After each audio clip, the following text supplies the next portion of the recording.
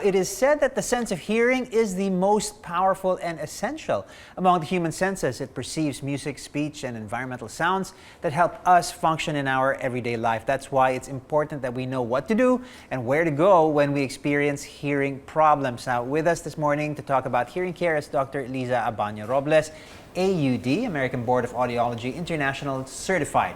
She's also the General Manager of the Manila Hearing Aid. Good morning, Doctora, and thanks for joining us. Obviously, it's great to have you here early in the morning. If a person starts to notice early signs of hearing loss, and it's inevitable as we were Yes. talking about off cam, as a hearing care specialist, what can you recommend? What tests should we be doing, and what should we be looking out for as early signs? All right. Early signs usually include like when people are when you're talking to someone and they're like always asking you to repeat what is being said, and they always say ha, and or like they go like this, or they point out their ear to you, or they turn up the volume of the TV loud. That's quite often I notice when I visit my elderly relatives. Yes. When I come into the room, I'm like, wow, their TV's on so super loud. Yeah. And maybe it's something that sort of gradually creeps in without us taking much notice of. Yes, that's true. In fact, there's a study like there.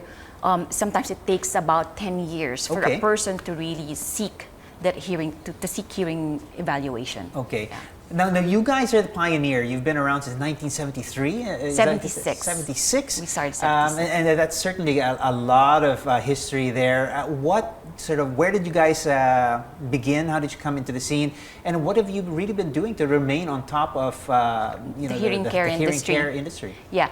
Well, in 1976, around the time, my father, Doctor Liza Abaño, who was the founder of the company, he came fresh from his stint in New York. He studied ENT there. And when he came back here, he found out that there's no hearing care services comparable to what he trained in New York. Right, Yeah, okay. so that's how it started. And, we have a legacy of first, actually we were the first hearing care center to be recognized by the Board of ENT, the Philippine Board of ENT. Right. And just like, all the technology, the products, the services that we started to offer back then, I mean in the 70s and the 80s, Right. there's just all the way to today. Yes, So it's fantastic that we have expertise such as you guys, or your expertise, that we can count on to help us with these problems. Now, what kind of tests should we be looking at if we start to notice or notice somebody amongst our loved ones who may be experiencing some hearing problems? We have different tests, but actually we need those accurate tests, diagnostic tests, to be able to know how to manage somebody with hearing loss or even without hearing loss. Right. So we have hearing tests like pure tone audiometry, speech audiometry. We have objective tests like auditory brainstem response tests, those newborn hearing screen tests like autoacoustic emission tests. We have different kinds. But really the first step into knowing how your hearing is to have that accurate diagnostic hearing test. Right. And oftentimes it's something that we don't really like to admit to Yes. ourselves, or Yes. oftentimes our loved ones don't particularly care to admit that, hey, maybe I've got a little bit of a hearing there's deficiency. a stigma. Yeah, there's a stigma Yes. to wearing a hearing. Hey, look at this. Yeah. to wearing. But this actually is changing right now, Right. as we see people like wearing those earbuds. So it has slowly evolving into a lifestyle actually. Okay. Hearing wellness actually. There It's you not go. anymore That's hearing really loss. what we should be looking at, It's hearing or wellness. sort of changing out the way we think about it. Now, listen, Doctor, there's a lot of things nowadays that sort of, contribute maybe to problems with our hearing. We're often with headphones, earbuds. We often don't pay attention to how loud we may be playing that music, and also environmental noise may be adding to that pollution. What are some of the factors that accelerate problems with our hearing? Oh, definitely. If you're exposed to a lot of noise, like for example, let's say if you work in a very noisy place, Right. and there's actually a recommended decibel level that if you're exposed to really loud noise. The entertainment industry, the Yes. music Oh, industry, very construction much. sites, there's so Yes. many things. And also music, Yeah. there's actually what we call noise-induced hearing loss.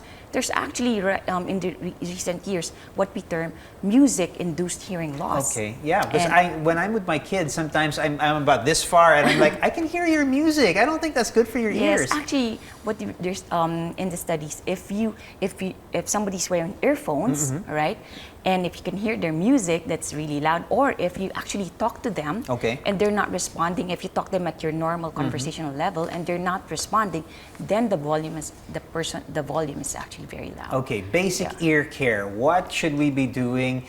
Is it in fact good to clean your ears every day? I see and hear, differing opinions on this. Let's settle this once and for all. Should I be cleaning my ears every day with an earbud? Is that a good idea? Actually, it's not good to clean it with earbuds because the tips is actually scraping off the skin in the ear canal. It's actually very thin skin. And if you're not doing it right, you're actually driving more of that dirt in there, right? Yes, yes. Okay, so how should we go about it? What's the best way? Actually, earwax is naturally pushed out of our ear canal. So you're really just supposed to really wipe it, wipe only the outside. The outside of the ear canal.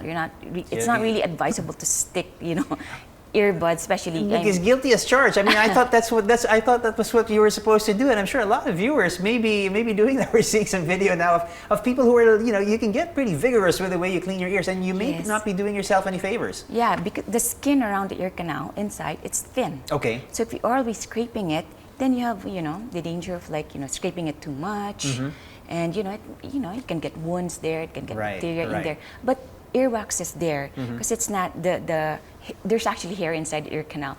With the earwax, it naturally pushes out, debris that's stuck in there. Okay, something to keep in mind. All right, obviously you guys, like I said, you guys have been around for quite a long time. You are the leaders and pioneers in the hearing industry. What are your future plans, and how do you intend to, keep moving forward with the times?